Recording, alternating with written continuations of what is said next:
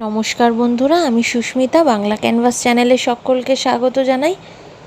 রোজ একঘেয়েমি খাওয়ার থেকে আমরা সবাই কিন্তু একটু অন্যরকম খেতে পছন্দ করি। মাংসের ঝোল আর ভাত তো আমরা সবাই প্রায় খেয়েই থাকি, কিন্তু চিকেন দিয়ে যদি এরকমভাবে একটা রেসিপি তৈরি করা যায় তাহলে কেমন হয়? আমার আজকের রেসিপি চিকেন পোলাও। বানানো ভীষণই সহজ, আর এই ওয়ান পট মিলটা কিন্তু প্রায় 20 মিনিটের মধ্যেই হয়ে যায়। লাঞ্চ বা ডিনার যখন খুশি আপনারা এটা বানিয়ে খেতে পারেন। চলুন দেখে নেওয়া যাক আমার আজকের রেসিপি চিকেন পোলাও।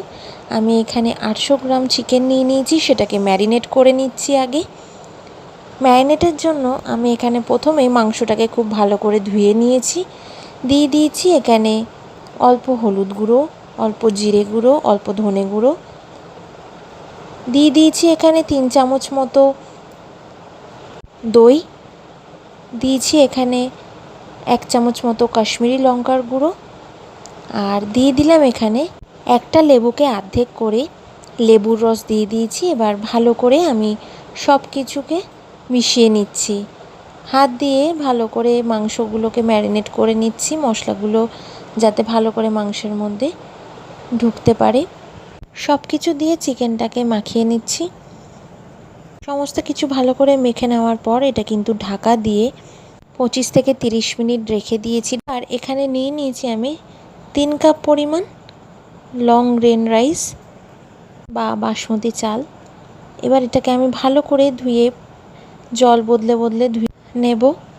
আপনারা চালের পরিমাণটা আপনাদের ইচ্ছে মতো নিতে পারেন, কম বেশি সেটা আপনাদের ওপর ডিপেন্ড করে। চালটাকে ভালো করে ধুয়ে পরিষ্কার করে নিয়েছি।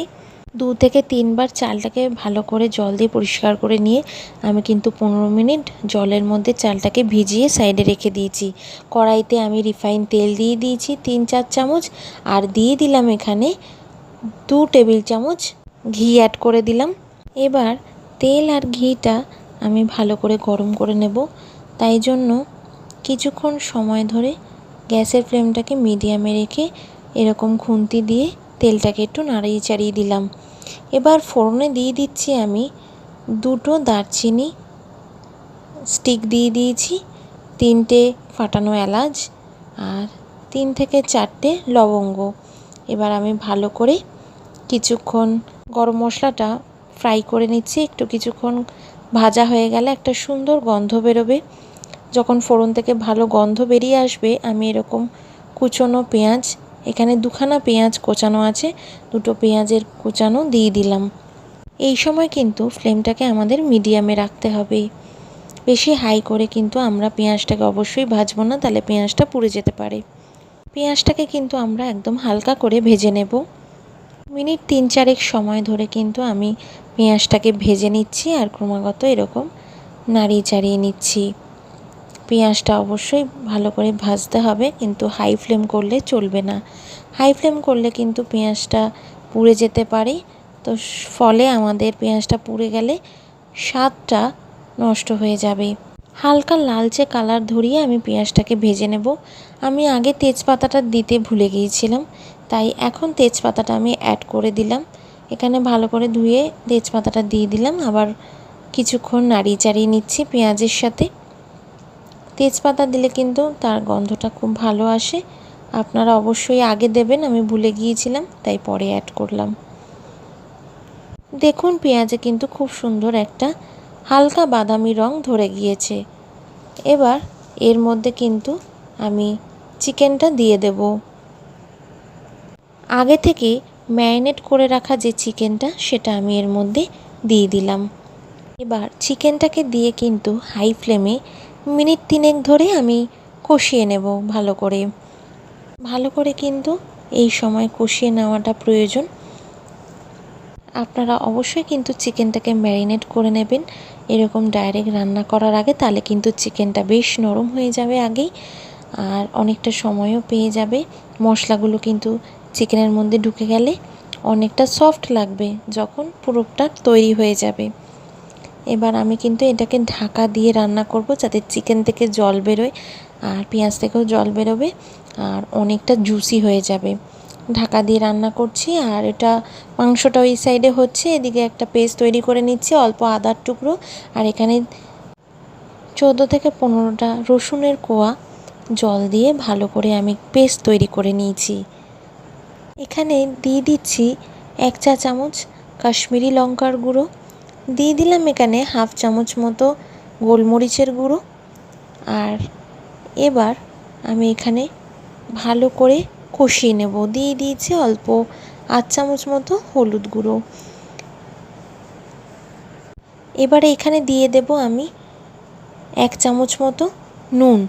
নুন আমি আগে ম্যারিনেশনের সময় কিন্তু ব্যবহার করিনি, তাই আপনারা সেটাই মাথায় রেখেন, নুনের পরিমাণটা দেখে অ্যাডজাস্ট করে দিয়ে দেবেন। এবার ভালো করে আমি মাংসটাকে খুব ভালো করে কষিয়ে নিচ্ছি সব মশলা দিয়ে। দিয়ে দিলাম এখানে আদা আর রসুনের পেস্টটা। সমস্ত কিছু ভালো করে মিশিয়ে নিয়ে আমি চিকেনটাকে আরও 10 থেকে 12 মিনিট কষিয়ে নেব। আমি এখানে অল্প কাশ্মীরি লঙ্কার গুঁড়ো ব্যবহার করেছি, আপনারা সেটা ইচ্ছে মতো ব্যবহার করবেন, কাশ্মীরি লঙ্কার গুঁড়োটা নাও দিতে পারেন। আমি জাস্ট এখানে কালারের জন্য ব্যবহার করেছি। এবার আমি এর মধ্যে একদম হাফ চামচ মতো রেড চিলি পাউডারটা ব্যবহার করলাম। এবার দিয়ে আমি সব কিছুকে ভালো করে মিশিয়ে নেব। চিকেনের থেকে দেখুন অনেকটাই জল বেরিয়ে গেছে, যেহেতু ঢাকা দিয়ে রান্না করেছি। চিকেন মশলা সব কষাতে কষাতে এর থেকে তেলও বেরোবে আর অনেকটা জলও বেরোবে। এবার চিকেনটা অনেকটাই হয়ে এসেছে। এবার আমি এর মধ্যে কিন্তু জলে ভিজিয়ে রাখা চালটা এর মধ্যে দিয়ে দিলাম। চালটাকে আমি জলে যেহেতু ভিজিয়ে রেখেছিলাম, তারপর চালটাকে জল ঝরিয়ে নিয়েছি। সেই জল ঝরানো চালটা এর মধ্যে দিয়ে ভালো করে চিকেনের সাথে মিশিয়ে নিচ্ছি। মিনিট 3 সময় ধরে মিডিয়াম ফ্লেমে রেখে চিকেনের সাথে আমি চালটা ভেজে নিচ্ছি। চালটাকে কিন্তু বেশিক্ষণ সময় ধরে একদমই নাড়াচাড়া করবেন না, তাহলে কিন্তু চালটা ভেঙে যাওয়ার সম্ভাবনা থাকে। এরকম কিছুক্ষণ ধরে লো ফ্লেমে মিনিট 2-3 মতো আমি চালটাকে চিকেনের সাথে এরকম ভেজে নেব। চাল অনেক সময় বেশিক্ষণ ধরে ভাজলে চাল শক্ত হয়ে যাওয়ারও কিন্তু সম্ভাবনা থাকে। শক্ত হয়ে গেলে কিন্তু আর ভালো লাগবে না, আর খেতেও পারা যাবে না।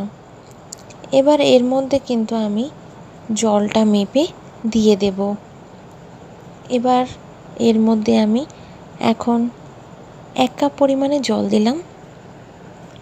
3 কাপ পরিমাণের চাল নিয়েছি আমি এখানে, তাই সেই কাপ হিসাবেই এখানে আমি জল ব্যবহার করেছি। আমি এখানে 6 কাপ মতো জল দিয়ে দিয়েছি। এখানে আমি অবশ্যই উষ্ণ গরম জল ব্যবহার করছি। জল আমার দেওয়া হয়ে গেছে। যেহেতু আমি কড়াইতে করছি, জলটা একটু বেশি দিতে হয়েছে। যদি আপনারা প্রেশার কুকারে করেন তাহলে অবশ্যই 3 কাপ পরিমাণ চাল নিলে আপনাদের এখানে 4 কাপ পরিমাণ জল দিলেই হয়ে যাবে। আর অবশ্যই চালের মাপটা আপনাদের ইচ্ছে মতো আপনারা নিতে পারেন। এখানে আমি অল্প নুন দিয়ে দিলাম। নুনের পরিমাণটা অবশ্যই জল দেওয়ার পরে চেক করে নিতে হবে, নুন ঝাল মিষ্টির পরিমাণটা। অবশ্য আমি এর মধ্যে চিনি ব্যবহার করব না। এখানে আমি এবার দিয়ে দিচ্ছি 1.5 চামচ মতো কেওড়া ওয়াটার। কেওড়া ওয়াটার দিলে কিন্তু এর আলাদা একটা স্বাদ হয়, সুন্দর হয়, অ্যারোমাটা দারুণ বেরোয়। চালের মাপটা আর জলের মাপটা অবশ্যই মাথায় রাখবেন। খুব ভালো করে মিশিয়ে দিয়ে আমি ঢাকা দিয়ে প্রথমে হাই ফ্লেমে 2 মিনিট ফুটিয়ে নিয়ে আমি ঢাকা দিয়ে 10 মিনিটের জন্য মিডিয়াম ফ্লেমে রান্না হতে দিয়েছি। 10 মিনিট পর ঢাকা তুলে হালকা হাতে আমি নাড়াচাড়া করে দিচ্ছি, যাতে নিচে লেগে না যায়। আবারও ঢাকা দিয়ে ফ্লেমটাকে লোতে করে চালটাকে সেদ্ধ হতে দেব। তার মানে পোলাওটাকে আরও কিছুক্ষণ সেদ্ধ হতে দেব। আমাদের পোলাও কিন্তু অলমোস্ট ডান। এবার অল্প ঘি দিয়ে দেব এর মধ্যে, আর ভালো করে আমি দেখে নেব সব নরম হয়েছে কিনা। অল্প এর মধ্যে ঘি ছড়িয়ে দিলে কিন্তু আমাদের চিকেন পোলাও একদম রেডি। এবার আমি এটাকে কিন্তু 5 মিনিটের জন্য অবশ্যই স্ট্যান্ডিং টাইমে রেখে দেব। আমার আজকের রেসিপি আপনাদের কেমন লাগলো অবশ্যই আমাকে কমেন্টস করে জানাবেন। ভালো লাগলে ভিডিওটাকে শেয়ার করবেন, লাইক করবেন, অবশ্যই কমেন্টসে জানাবেন। চ্যানেলে নতুন সদস্য হয়ে থাকলে অবশ্যই সাবস্ক্রাইব করে নেওয়ার অনুরোধ রইল। আপনারা অবশ্যই ভালো থাকবেন, সুস্থ থাকবেন, সাবধানে থাকবেন। আবার দেখা হবে একটা নতুন রান্নার ব্লগে। ধন্যবাদ।